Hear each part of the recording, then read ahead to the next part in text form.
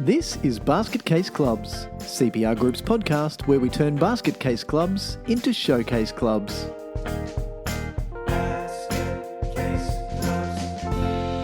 Hello everyone and welcome to another edition of Basket Case Clubs. We absolutely love talking about good clubs and where they've got to and how they arrived at the end of their journey, but for a lot of them, they did start out as basket cases. Joining me, as usual, is Steve Connolly. G'day, Steve. How you travelling? G'day, Mick. I'm really well tonight and super excited about talking all things legislation. For those of you who are listening in and with whom we've had the pleasure of working in the past, you'll know that the term nerd at CPR Group is a term of endearment. And when it comes to legislation like the Associations Incorporation Act, the fact is that we love talking legislation. We love talking constitutions. We love being nerdy. I'm really looking forward to talking through some of the probably overdue changes to the Associations Incorporation Act and some of the seemingly innocuous changes that are going to make lives of volunteers that run clubs and associations with which we work a little bit easier. I would like to start with a story. As you just said, Steve, we have been really looking forward to this discussion. Look, we're so excited we can't even talk properly. Can't even English goodly. Yeah, that's right. Now, this will be a discussion that is mainly centred around our Queensland listeners because this is Queensland-based legislation and the Associations Incorporation legislation is state and territory based. But what we like to do when we talk about this stuff is look for the sames rather than the differences. So there are a lot of similarities between each of the states and territories in the way that association legislation work. And some states have got things better than others. But why we're so excited about it largely is that our Act in Queensland hasn't been updated since 2007. So that's a long time ago now. And there were some good changes that made life a bit easier for incorporated associations that came into effect way back then. But now they've gone further and gone to some of the places that Steve and I have kind of been bitching and moaning about for quite a while. So the story that I'd like to tell is back in my uni days, on a Friday afternoon, me and my housemates would often wander over the road, literally over the road through a little park and to this beautiful little quaint, no, it wasn't beautiful, it was quaint, bowls club somewhere near where I studied. So we're not going to give away who it is, but if you listen closely, you might get enough hints to be able to put two and two together. But we thought, look, let's just play it safe so that people don't get us in trouble saying, you told a story about my bowls club and I was the one who did that. No, that's not what it's about. What it's about is the fact that this was a great fun place to go and have a 4X after a hot uni day at campus, a hot day, and then go and have a beer and then head back home for some awful homebrew that didn't taste nearly as good. But it's just so sad that bowls club, unfortunately, is no longer a bowls club. And we're left with a building and some bowling greens that at the moment are just overgrowing and filling up with mold and dust because nobody's there because the club was one of those really quintessential basket cases that went wrong. Yeah, so when they went under, I believe the total debt was somewhere in the between $1 and $1.5 million that this club was in debt. So we're talking huge bucks. But what is really sad about that number, wherever it falls in that range, is that there's a whole lot of people, might be small to medium business owners that are never going to see their money again. And that sucks. So what sort of business owners were they? Who did the club owe money? Other than the big creditors, which were utilities providers and the likes of the ATO, I know that there were smaller creditors. I don't know what sort of service delivery or product provider suppliers they were. But I know that there were some creditors in there that are going to hurt probably a little more than the ATO. And that's not to say that, it's fine to owe money to the ATO. They're probably a little more forgiving than a lot of creditors because they know if you continue to exist, they're likely to get some money back. But what really frustrates us is that we see too much of this kind of thing happening. And we're talking about a pretty extreme example here, sure. But we see too much in the way of really crappy financial decisions made by volunteers who were put in charge of managing the money of incorporated associations. But until now, there hasn't really been any recourse. So a management committee member could make terrible financial decisions while in office and then walk away and, kind of brush their hands of the troubles that they're leaving behind for that club. And never would they get a tap on the shoulder to say, hey, you know how you made those decisions that led to our club becoming insolvent, or how you made that decision to incur debt knowing that our club, or in a position where a reasonably careful and prudent person would know that we are insolvent. Well, now you've got to answer for that. And that's one of the biggest changes that we're really happy to see in this legislation. And as I said, only during a meeting last week, we think that it's probably overdue. That one particularly, because insolvent trading is so, I was going to say frowned upon. It's worse than frowned upon. It's just such a big naughty no-no. And it's because of exactly what you said. If you make a purchasing decision knowing that you are not able to pay your debts if they fall due, then you're culpable for that. And you shouldn't be able to hide behind the protection of incorporation like in Queensland we've been able to. And other states have had this right for longer, and obviously corporations legislation has had it right all along. But that puts little businesses in jeopardy. And as you just said, some of the suppliers will have been mum and dad type businesses that have made a supply in good faith to that bowls club. And that bowls club has entered into that agreement knowing, or as you said, they should have known that they were never going to be able to pay that money back to that supplier. And we don't say that because we supply to small clubs, Steve. It's because no business should be put into that position. And that's why insolvent trading legislation is so strict in Australia. And we should probably identify here that there was also a lack of diligence applied on the part of the management committee members in relation to an employment or contractor engagement. And there was at least one person doing the wrong thing in this situation and siphoning money off for their own benefit. And when one of our consultants went in and started to ask the prudent questions, the management committee kind of shied away from the answers that they should have been giving. And again, we hear this story time and time again where the other management committee members say, oh yeah, we thought something was wrong. We thought that we should have asked that question, but they don't. If there is any inkling that you have as a management committee member that the wrong thing is happening, you ask the question because you're accountable for asking that question. There's an expectation and indeed an obligation on you to ask that question. And it's not the treasurer who is at fault if something like that happens. The entire management committee is accountable for the financial management of an association. The treasurer, might be responsible for doing putting the books together and doing the reporting. And if they're doing their job right, then looking into the future and doing good budgeting. But the management committee can't just blame the treasurer for that stuff. They have to speak up. And now with this change, it's heartening to know that there's another reason for them to do that, because now they do have a bit of skin in the game. And that's a really interesting point that shows, again, how everything in governance ties closely together. So while we're talking about changes to the Act, which are mostly going to be reflected in updated constitutions, we're talking about money. And so money is a major part of your fiduciary responsibilities as a director of a company or as a management committee member of a not-for-profit incorporated association. And there are some other really important changes, as we alluded to. So this change will take effect come the 30th of June 2021. So we've got 12 months between essentially when the amendments to the Act were passed in Queensland Parliament and when this particular duty on management committee members to prevent insolvent trading will take effect.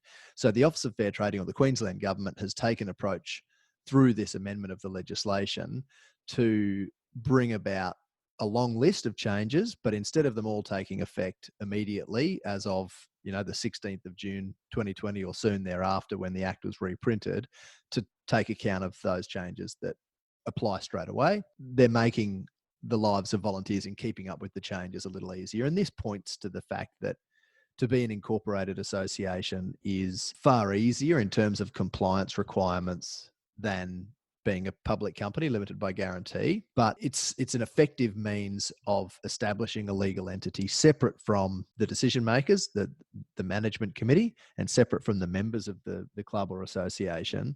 But this is some really important change that, in line with the other legislation around the country, puts a greater degree of responsibility onto the decision makers. So some of the other changes that'll take effect, some of the changes that take effect straight away include things like the fact that your rules don't need to provide for general meetings to be held by technology. I wonder why that's come about. Wonder why. Working Yes. from home.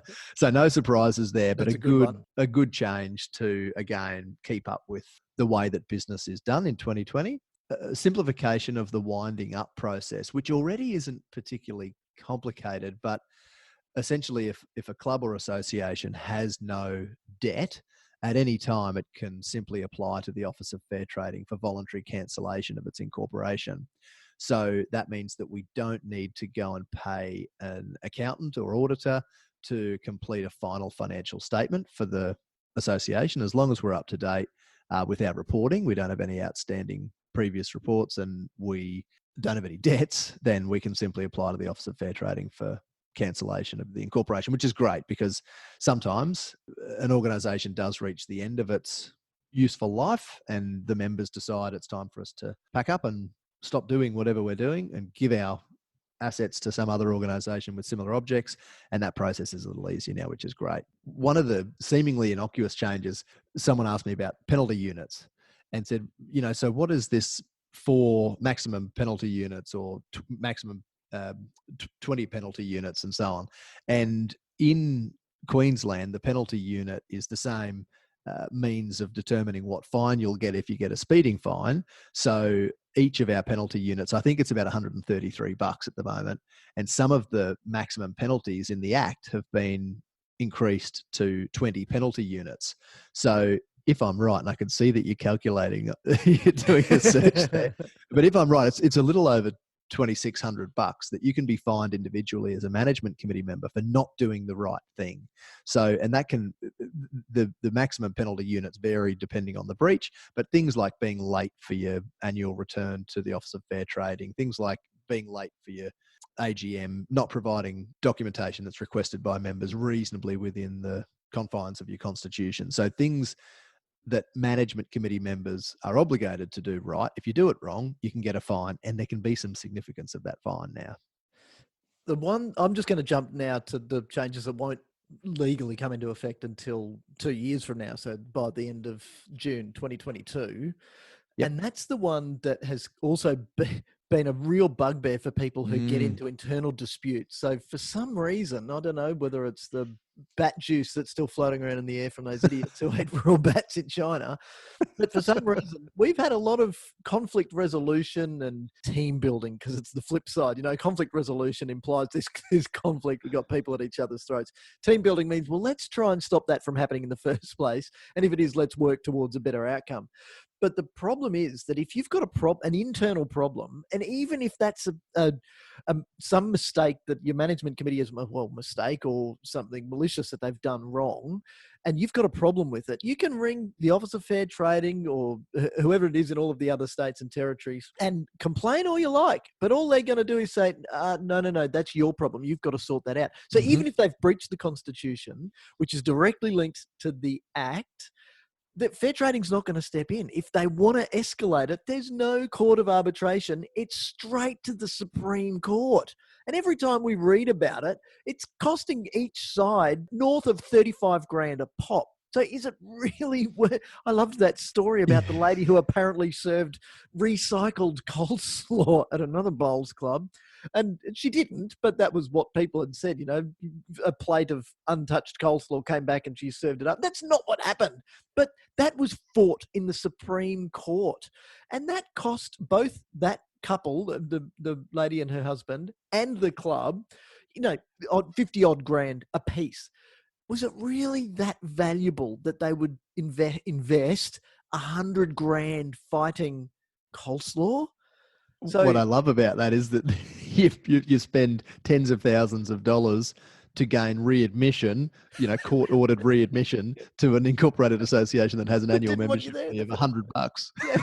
And they didn't. Can you imagine how icy it would have been? Oh, she's back again. Do you know what that cost the club?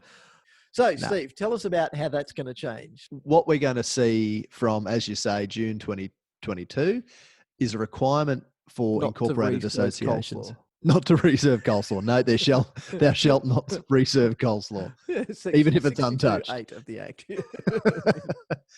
So there will be an obligation on incorporated associations to include in their constitution or rules an internal mediation, internal grievance procedure, which must provide for mediation.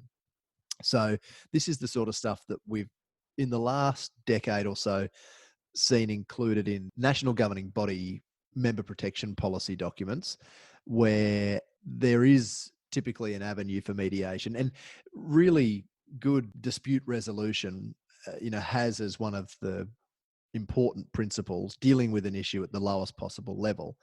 And that is what the government are trying to achieve here. They're trying to have little disputes that are internal to an incorporated association dealt with at that level, rather than people having to spend tens of thousands of dollars, as you say, to go and fight it out in the Supreme Court, which, let's face it, is a bloody waste of time for the Supreme Court. They've got far better things to be arbitrating on than that. Yeah, look, and that's all really important because for the most part, there's no definition of a way to solve a dispute or a grievance in a constitution or in a set of rules in Queensland. And that largely is where the problem arises. If we don't have a way to deal with it that we can easily find and then easily interpret and easily apply, then they've got to take the next step. And unfortunately, that means making it up as they go along, which is, well, let's call our peak body. And how many times would Bowls Queensland or Bowls Australia, for instance, been asked to step in to adjudicate on those matters? Yeah. And for them to say, actually, guys, that's your problem and you're either going to have to sort it out or take it to your government. And then they go to the government, and Fair Trading says, we thank you for your inquiry. However, you need to escalate this to the Supreme Court. So it's really good that, as you say, let's get in at the lowest level and try and fix things quickly. Because just to read that, to say, right, Myrtle's got a problem with Ian, and one's on one side and one's on the other side. One's the goodie and one's the baddie, and it depends where you sit, who's who. But if there's nothing that says, to start with, you guys need to get in a room and actually talk about it. Because if you don't do that, we're not going to the next step. So that's really important and can be amazingly successful, especially if you can then have a good mediator, somebody who's experienced in being able to understand how these people have arrived at the positions that they have. So they're really trying to get the underlying interests in people taking the reasons that people have taken the positions, rather than focusing on the positions and people just being at loggerheads the whole time. It's always so emotional, isn't it? There's yes. always such because we're people, Steve. Yeah, but then we see, and this is something that we've touched on a couple of times previously, but people really, I think for the main part in clubs, try to do well by the organisation and improve it for them having gotten involved. But so often someone else in the club disagrees with their point of view. And or all their of a sudden, interpretation of what's best for the club. Yeah. And then over time evolves this strong position that each of those parties take. And I think eventually it can, and we've seen it turn into just almost like a vendetta, where anything that, especially if two of these people are on the management committee, where they'll just disagree with one another for the sake of disagreeing with one another. And it's any politically charged environment we're going to see that. I'm thinking to, the times I've been in council chambers during heated debate. Or watch Question Time when they behave like kids. I was going to say that. Wouldn't have been honest, because I have far better things to do than watch Question Time. But often it's the distance that makes those grievances get so much worse. If the people just stopped being in their own echo chambers with their own side of the argument and actually got into a room like this will now be required of them, then hopefully it'll mean that grievances do get resolved far quicker and they don't escalate to the point of bringing a bowls club unstuck. So a lot of the other changes that we're talking about and that are coming into effect with the changes to the Act beautifully align with the 4 key duties of directors in any organisation. So the way that we define them, if we use the proper terminology, is the duty to act in good faith and for a proper purpose. Number 2 is the duty to act with reasonable care, skill and diligence. Number 3 is the duty not to misuse information or position. And number 4 is the duty to disclose and manage conflicts of interest. So when I'm in a workshop scenario, I summarize them a little bit easier than that. I summarize them down to 3, and I say, you've got to act with diligence, you've got to act in the best interests of members, and you've got to act within the law. So that kind of does summarize the 4 of them. But if you look at the changes that are coming into effect, like not to profit from position is one of the changes. Well, that's beautifully aligned with, what number was that? That was number 3, the duty not to misuse information or position. So I'm not allowed to learn something by being involved as a management committee member or a director or whatever you call me, and learn some information about what's going on that I can then use for personal financial gain, or for the financial gain of one of my close family members. Then if you take that to the next step, if I do have an interest in a contract, for instance, that this club's going to sign. So a simple way to think about that is, let's take a bowls club that's going to build a new shed. If I'm on the management committee and you are my brother and you sell sheds, then I could give the contract to you, and that's fine for the club to enter into a contract with you, but I have to declare an interest in that contract because you're my brother, and you would stand to financially gain if the club was to purchase and have a shed installed by you. So what's really interesting, quickly to jump in there, is as well as any material personal interests needing to be declared at the management committee meeting at which the management committee is going to be considering the decision in which you have a material personal interest. A material personal interest also then needs to be declared at the next general meeting of the Incorporated Association under these changes, which is really promoting transparency and accountability of the committee, isn't it? It is, yeah. And wouldn't it be good if we'd had these sorts of laws in local government? Yeah. Oh, wait, we do. And look, maybe that's a good point to start the wrap up, in that there are a lot of people who learn what they know about politics from being involved in incorporated associations and then take that somewhere. But won't it be good when we've got a bit more information? Now, I'm all for conciseness and having nice, tight constitutions that say everything they need to and not too many words. However, the expense of having a few more words is well worth it if it gives you clarity when you need it. So when there's a problem, I want to go to the Constitution and find the answer that I'm looking for. And I get the feeling that a lot of these changes are going to have that effect. Yeah, and I think the other thing to keep in mind here is that this is quite daunting for a lot of management committee members of incorporated associations today. And we're really touting the message to people in those positions. Don't be fearful. This is really just ensuring that incorporated associations in Queensland have to abide by the same good governance, good business principles that everybody else has to abide by. So don't be fearful. We're certainly here to hold the hand of organisations and their volunteers that want to do the right thing. And the Office of Fair Trading really are there to help you as well. I thought you were going to say something else then. You just didn't know what I was going to say, did you? Get from them. No. Hanging on every word. Well, I really hope that this means that all of the officers at Fair Trading actually learn what they should know and then can actually answer questions correctly the first time, rather than leading people down completely up the garden path.